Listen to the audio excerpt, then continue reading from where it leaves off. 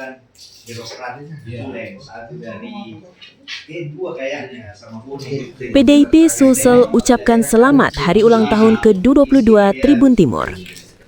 Pengurus Dewan Pimpinan Daerah Partai Demokrasi Indonesia Perjuangan Sulawesi Selatan menyampaikan ucapan selamat hari ulang tahun ke-22 kepada Tribun Timur.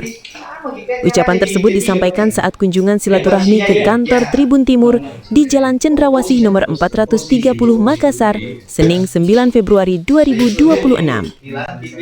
Rombongan DPD PDI Perjuangan Sulsel dipimpin Ketua Bapilu DPD PDI Perjuangan Sulsel, Denny Pomanto. Ia hadir bersama jajaran pengurus provinsi serta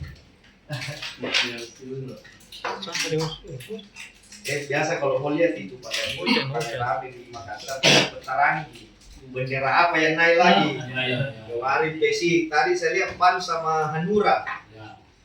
Download Tribun X sekarang, menghadirkan lokal menjadi Indonesia.